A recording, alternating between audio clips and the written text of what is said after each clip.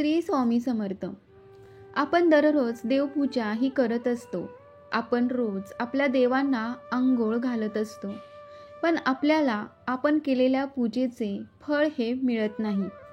कितीही सेवा केल्या, उपासना केल्या तरी आपल्याला यश हे मिळत नाही.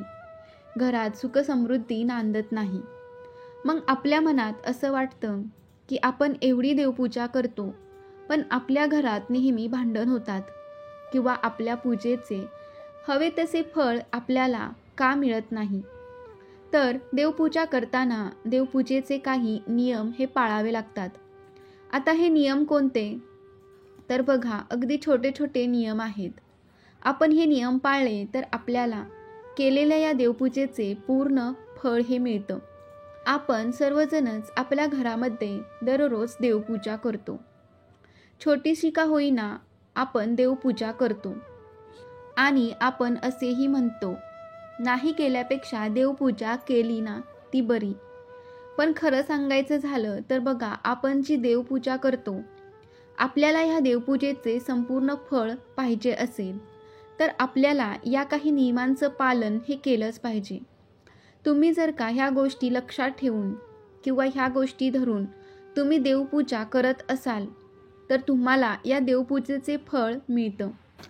आता काही जण म्हणतात, आम्ही रोज देवपूजा करतो तरीसुद्धा आम्हाला याचं काही फळ मिळत नाही किंवा त्यांच्या घरामध्ये त्यांच्या घराला काही दोष लागतात.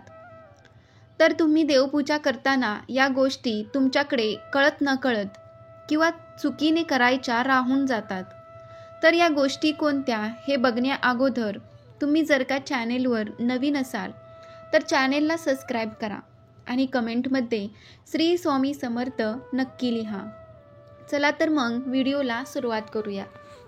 सर्वात महत्त्वाचं म्हणजे आपण दररोज देवपूजा करताना सर्वात अगोदर आपल्याला दिवा हा प्रज्वलित करायचा आहे. आपण काय करतो, आपली देवपूजा ही संपूर्ण करून घेतो आणि त्यानंतर आपण दिवा, अगरबत्ती, धूप हे सर्व लावत असतो. पण आपल्याला असं न करता देवपूजा करायला सुरुवात करण्याच्या अगोदर आपल्याला दिवा हा लावून घ्यायचा आहे. तुम्ही दिवा शेवटी लावताना तोच दिवा तुम्हाला सुरुवातीला लावायचा आहे. कोणतीही पूजा करताना आपल्याला ती अग्नीच्या साक्षीने करायची असते, तेव्हा त्याचे संपूर्ण फळ हे आपल्याला मिळत असते. तुम्ही जर काही एक चूक करत असाल तर तुम्हाला आजपासूनच देवपूजा करताना सर्वात अगोदर तुमचा जो दिवा असेल तो दिवा तुम्हाला अगोदर खाली एका साईडला दिवा लावून घ्यायचा आहे. त्यानंतर तुम्हाला देवपूजा करायला बसायचं आहे. आता कित्येक जण बघा, गावाकडची लोक असू द्या किंवा भरपूर जण लहान मुलांना देवपूजा करायला सांगतात. काही ठिकाणी आजी आजोबा असतात, ते फक्त देवपूजा करायची आहे म्हणून देवपूजा करतात. परंतु देवपूजा करायला बसताना आपल्याला आसन घेऊन बसायचं आहे. तुम्ही बसायला एक आसन घ्या. तुम्हाला दररोज देवपूजा करण्यासाठी एक वेगळं असं आसन तयार करा आणि या आसनावर बसून तुम्हाला देवपूजा करायची आहे. देवपूजा करताना कधीही जमिनीवर बसून देवपूजा करू नये. बघा, हे देखील तेवढीच महत्त्वाची गोष्ट आहे. आपण म्हणतो, जाऊ दे, खाली बसून देवपूजा केली तर काय होतं, परंतु असं करू नका. ही एक चूक आपल्याकडं कळत नकळत होत असते आणि याचा देखील दोष हा आपल्याला, आपल्या घराला लागत असतो आणि याचे परिणाम आपल्या घरातील सर्वांना भोगावे लागतात. तेव्हा देवपूजा करताना बसायला तुम्ही एक आसन हे नेहमी घेत जा. आता देवांना अंघोळ कशी घालायची? बघा, आपण काय करतो, एक भांडं घेतो किंवा एक मोठी कटोरी किंवा देवाचं घंगाळ घेतो, त्याच्यामध्ये पाणी भरतो आणि सगळे देव त्याच्यामध्ये बुडवून त्यांना अंघोळ घालत असतो. तर बघा, आपल्याला असं करायचं नाही आहे. किंवा तुम्ही काय करता, एक परात घेता, एक कटोरी किंवा भांडं घेता, सर्व देव ठेवता आणि सर्व देवांवर तुम्ही तांब्याने पाणी ओतत असता. तर आपल्याला देवांना अशी अंघोळ चुकूनही घालायची नाही. बघा, यामुळे आपल्याला 100% हे दोष लागत असतात. याचेच कळत नकळत दुष्परिणाम आपल्याला हे भोगावे लागत असतात. देवांना अंघोळ घालण्यासाठी तुम्ही काय करा, सर्व देव तुम्ही एका भांड्यात एका ताटलीत तुम्ही काढून घ्या.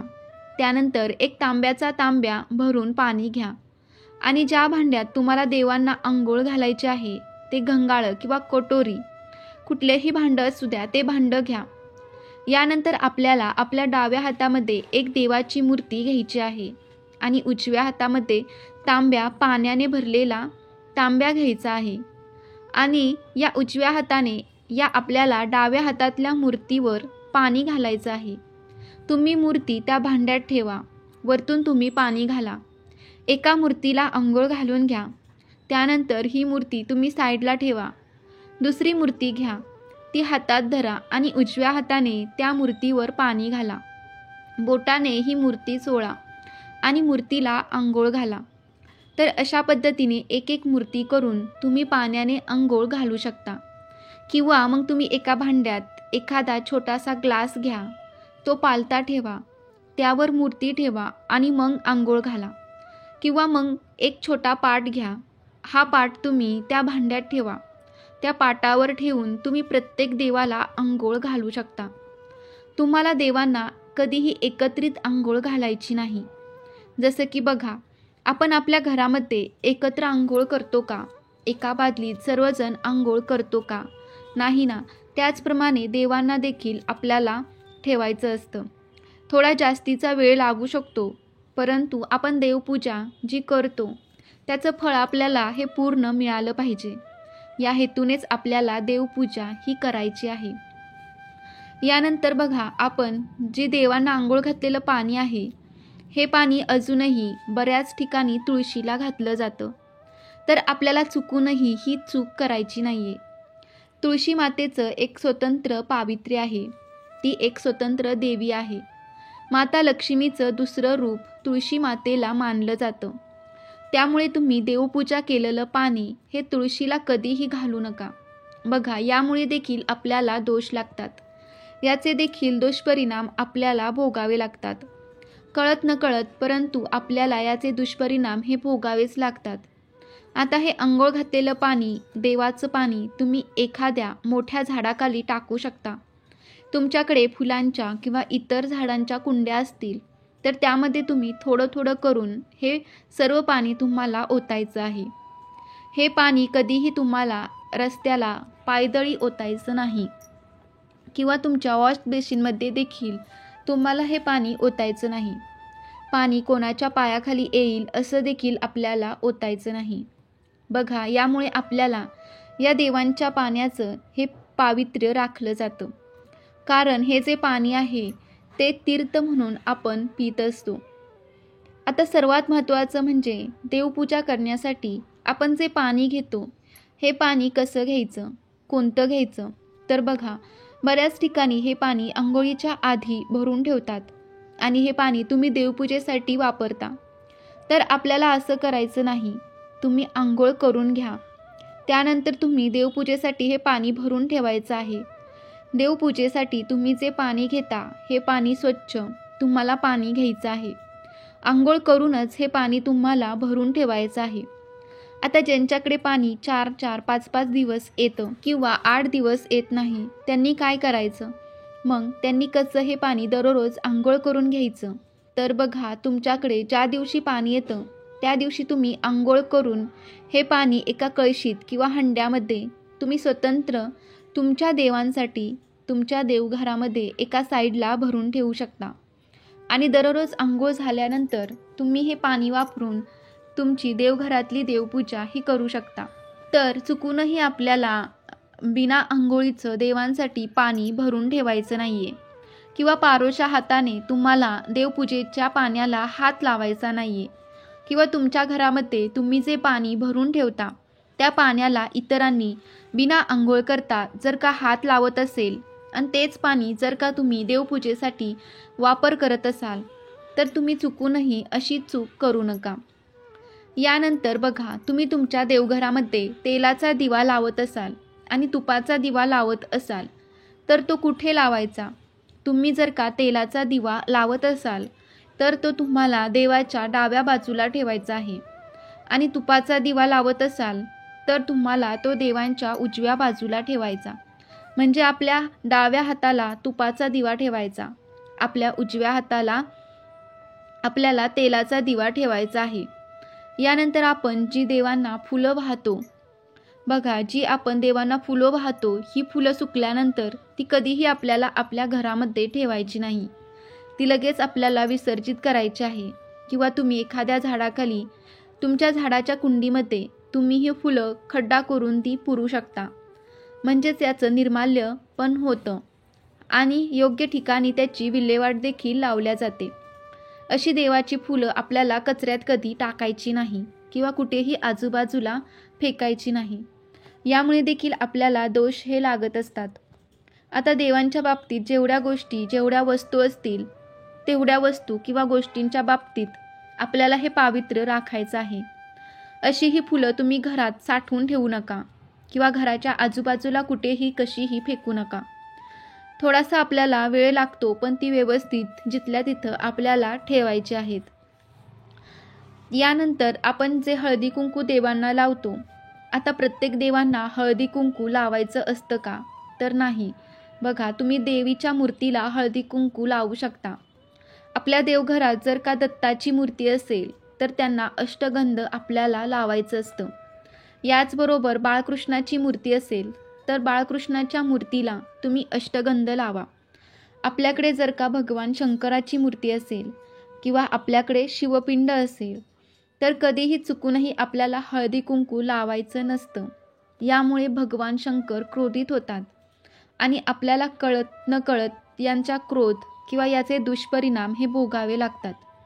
आपल्याला भगवान शिवाची तुमच्याकडे जर का पिंड असेल तर तुम्हाला भस्म लावायचं आहे. तो पांढरा भस्म असतो, चंदन असतं, ते तुम्हाला लावायचं आहे. त्याचप्रमाणे बघा, आपल्याकडे विठ्ठल रुक्माईची मूर्ती असेल तर आपल्याला अष्टगंध लावायचा आहे.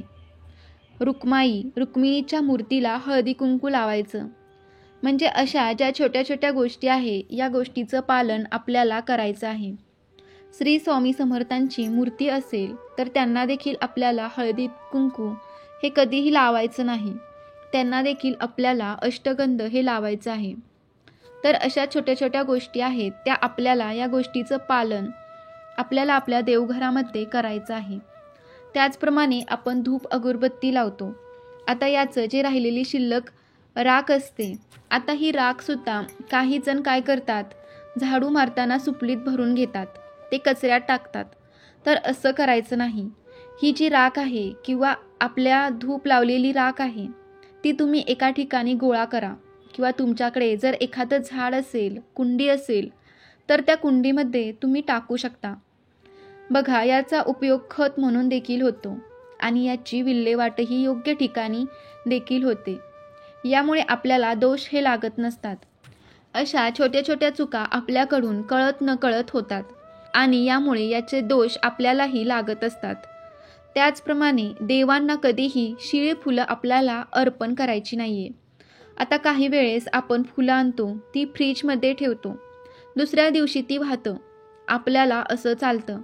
त्याचप्रमाणे सुकलेली फुलं आपल्याला देवांना कधीही अर्पण करायची नसतात.